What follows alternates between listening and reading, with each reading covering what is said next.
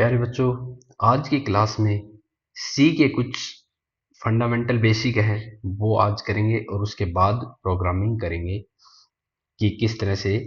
तो आज का बेसिक एक बार सी का देख लेते हैं। इसमें कैसे है C programming language developed by AT AT and T Bell laboratory US 1972 में बनाई गई थी। जो सी लैंग्वेज प्रोग्रामिंग है उसको डेवलप किया था AT and T Bell laboratory में किया था और यूएसए की 1972 में, और किसके डैनी रिची के द्वारा ये प्रोग्रामिंग बनाई गई थी। उसके बाद सबसे पहले प्रोग्रामिंग करते हैं जब hash include studio dot H लिखा जाता है।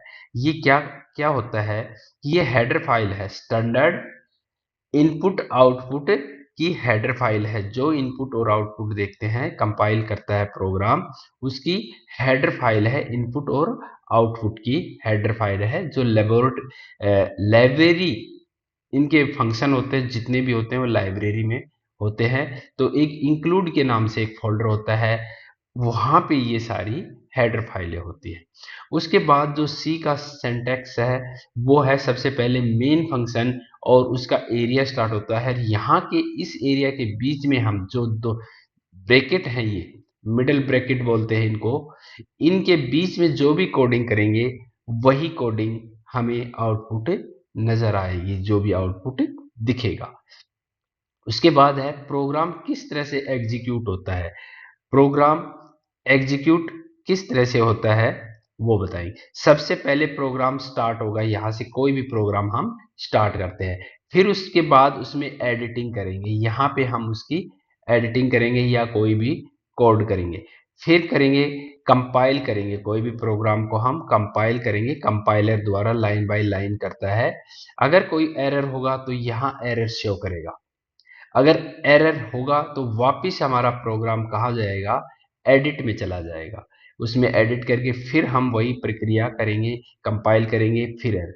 अगर एरर नहीं होगा तो हमारा प्रोग्राम कहाँ चला जाता है? रिजल्ट शो करता है हमें और फिर डन होता है। ये सारी प्रक्रियाएं होते हैं जो हम कोई भी प्रोग्राम बनाते हैं उसके अंदर। ये सी का सिंटैक्स और स्ट्रक्चर है। फिर आगे है सी के अंदर चार प्रकार की डाटा टाइप होती है: इंटीजर, फ्लोट, डबल और करैक्टर। ये चार प्रकार की डाटा टाइप होती है। इन्हीं के अनुसार वेरिएबल अपने अंदर वैल्यू स्टोर करते हैं। तो करैक्टर क्या करता है? करैक्टर 1 बाइट स्पेस लेता है।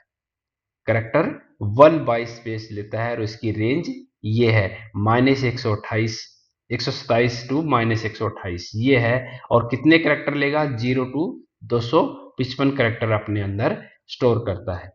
अगला डाटा टाइप है इंटीजर। इंटीजर को आईएनटी द्वारा रिप्रेजेंट किया जाता है। आईएनटी एक कीवर्ड है जो सी के अंदर 32 कीवर्ड्स है, 32 कीवर्ड है, जो आगे आपको बताएंगे कि कौन कौन से कीवर्ड है। अच्छा, उनमें क्या होता है, जो ये सारे करेक्टर एक कीवर्ड है, जो CHAR है वो एक कीवर्ड है, इसका फुल फॉर्म होती है करेक्टर। फिर दूसरी डाटा टाइप है इंटीजर। INT को रिप्रेजेंट करता है। इसकी रेंज होती है ये -32,368 से 32,767। ये इंटीजर के अंदर ये शॉर्ट इंटीजर, लॉन्ग इंटीजर, ये अपने अनुसार स्पेस लेते हैं। जो इंटीजर होता है 2 बाइट स्पेस लेता है, लॉन्ग इंटीजर होता है वो 4 बाइट स्पेस लेता है इसके अंदर। इसी तरह से अगली डाटा टाइप है float. Float pointing value accept करती है। इंटीजर केवल जो सॉलिड वैल्यू है, जैसे 1 हुआ, 2 हुआ, 3 हुआ, ये वैल्यू अपने अंदर स्टोर कराएगा। लेकिन फ्लोट है वो पॉइंट की वैल्यू एक्सेप्ट करेगा।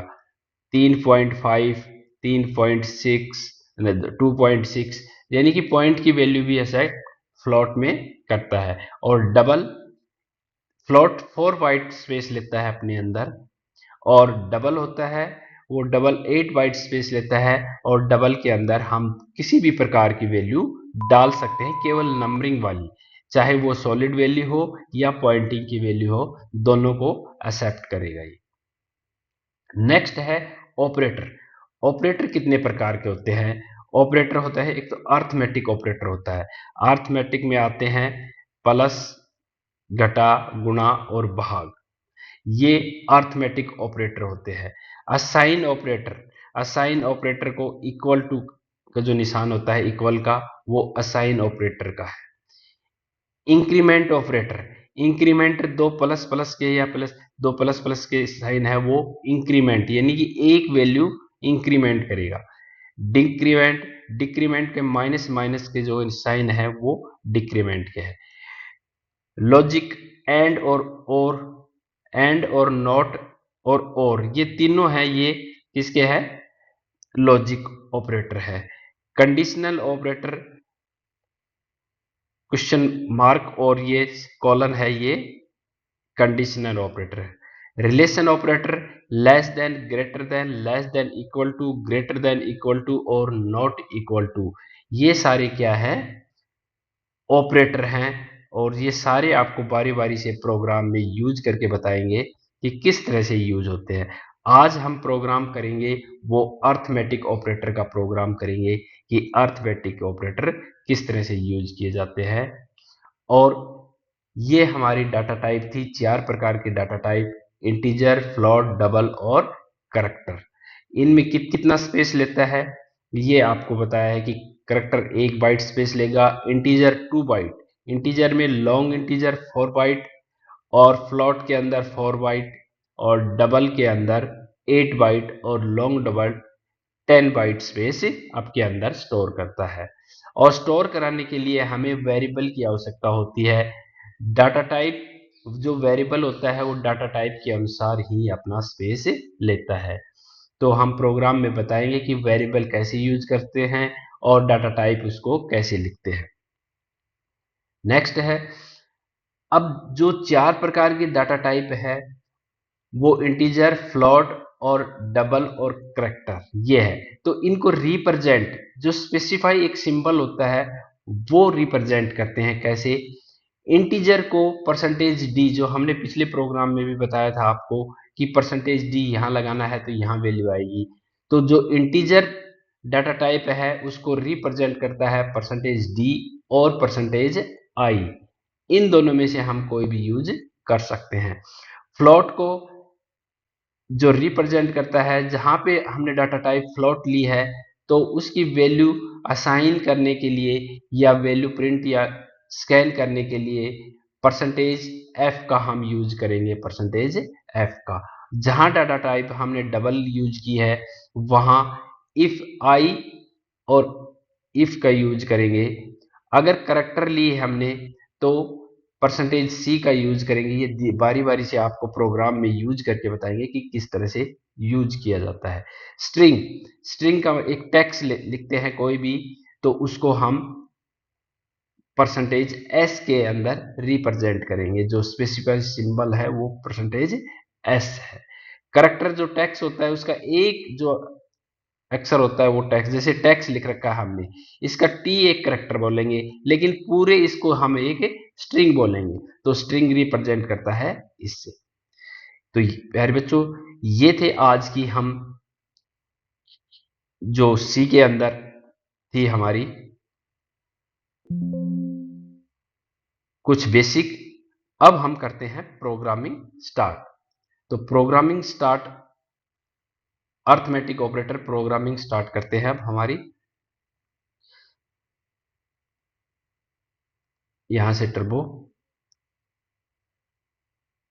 ये हमारी नई फाइल आ गई और हम इसको अब प्रोग्रामिंग, आज का प्रोग्राम करेंगे जोड़, घटा, गुणा और भाग का। सबसे पहले हम प्रोग्राम स्टार्ट करते हैं। ऊपर लिख देते हैं ऐड, सबट्रैक्ट,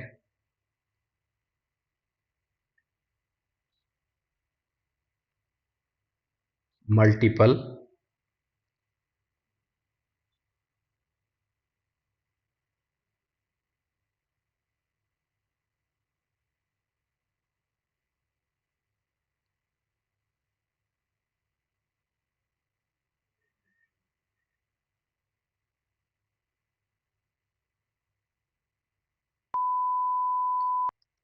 और डिवाइड।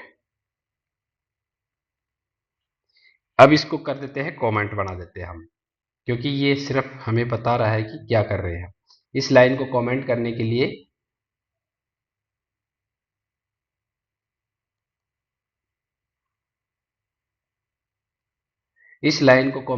के लिए हमने आगे स्लैश और ये लगा दिया। अब हम प्रोग्राम स्टार्ट करते हैं।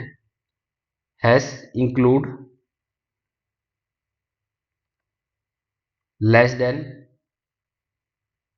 स्टूडियो डॉट एच, ये हेडर फाइल है इनपुट और आउटपुट की। Hash include less than conio dot H और void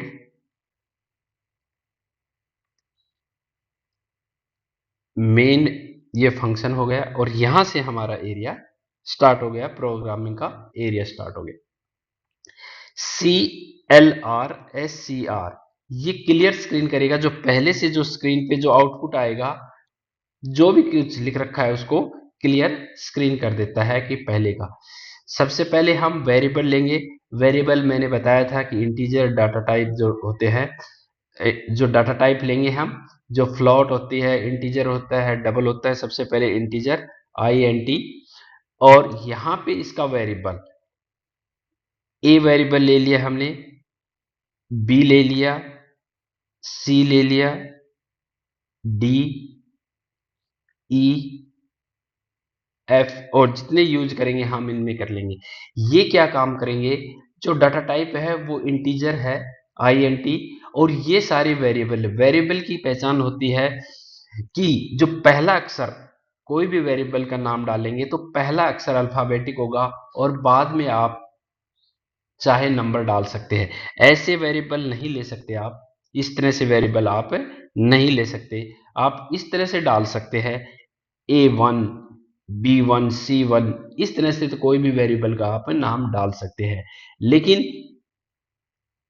एक ए 1A नहीं डाल सकते आप कोई भी वेरिएबल का नाम। तो वेरिएबल क्या करेगा, अपने अंदर डाटा टाइप के, इस डाटा टाइप के अनुसार वैल्यू स्टोर करेगा। ये डाटा टाइप कितनी, 2 बाइट स्पेस अपने अंदर लेता है, तो ये वेरिएबल एक 2 बाइट स्पेस अपने अंदर वैल्यू स्टोर कराएगा। अब नेक्स्ट है, अब प्रिंट होके आए, कोई भी चीज प्रिंट होके आए सबसे पहले लाइन में, तो लिखे PRINTF। कोई भी चीज प्रिंट कराने के लिए हमें प्रिंटफ फंक्शन की आवश्यकता होती है। Inter inter here first value,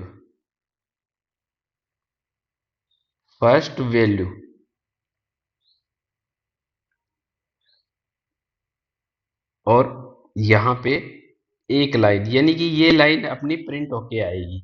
अब इंटर हेयर फर्स्ट वैल्यू, हमने लाइन को प्रिंट कर दिया। यहाँ पे फर्स्ट वैल्यू हमें इनपुट करानी है। इनपुट कराने के लिए स्कैनफ फंक्शन है, स्कैनफ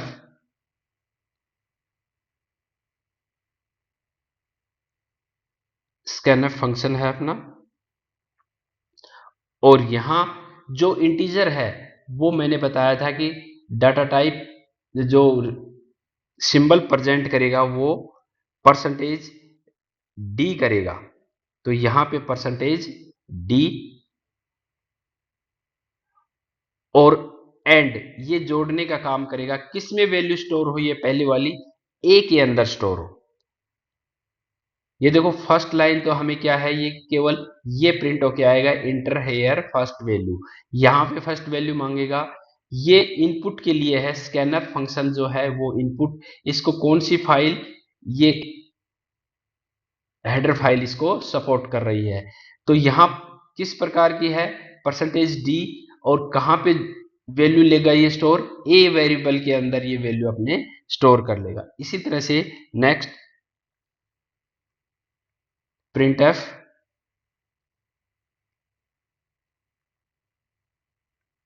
इंटर हेयर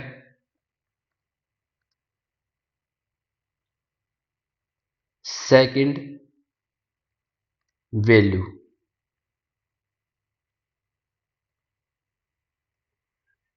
ये लाइन प्रिंट होके आएगी सेकंड वैल्यू। फिर सेकंड वैल्यू जो लाइन प्रिंट होगी उसमें स्कैनफ जो वैल्यू भी मांगेगा, स्कैनफ परसेंटेज डी, और ये जो सेकंड वैल्यू है वो किस में स्टोर कराए, बी के अंदर स्टोर करवा देगा। इसी तरह से थर्ड भी ले सकते हैं आप। मैं दो वैल्यू का ही प्रोग्राम भी बना के बताता हूं आपको। और यहां पे हम ए और बी के अंदर, ए और बी के अंदर जो वेरिएबल है वहां पे हमने वैल्यू स्टोर करवा ली। अब अपने पास बचे हैं सी, डी, ई और एफ। अब हम सी के अंदर वैल्यू स्टोर करवाएंगे। क्या वैल्यू स्टोर करवाएंगे, जो ए के अंदर आ रही है उसको प्लस कर दे बी के साथ, और डी के अंदर स्टोर करवाएंगे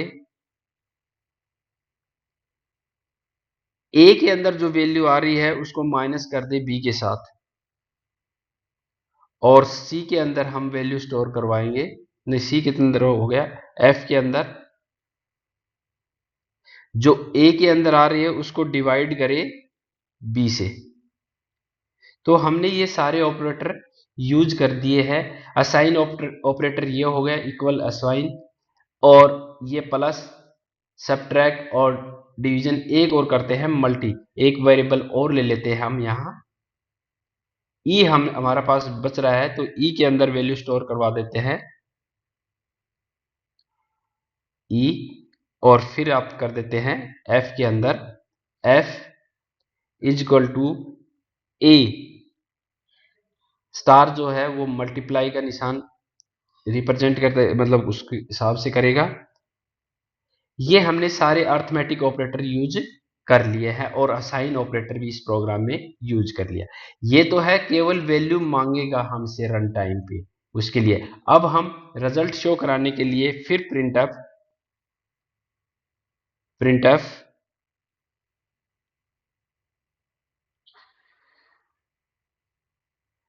और डबल एड रिजल्ट, रिजल्ट, और यहां इक्वल का निशान लगा दिया हमने। और यहां पे वैल्यू आए, यहां जहां पे वैल्यू आनी है वहां पे आपको लिखना है परसेंटेज डी।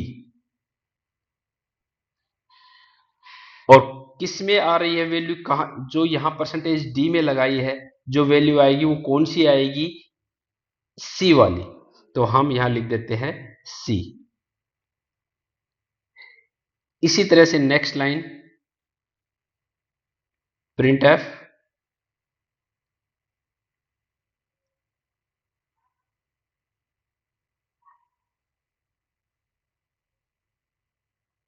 सब्ट्रैक्ट रिजल्ट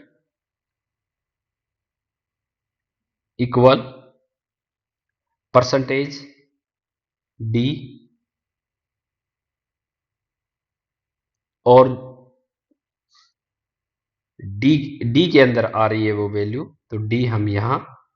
इसी तरह से print F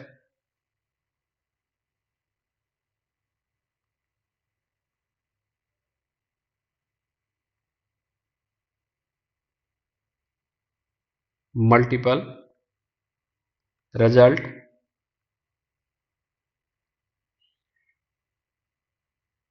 equal percentage D, और उसका रिजल्ट किस में आ रहा है, एफ के अंदर। तो यहां हम ले लेंगे एफ,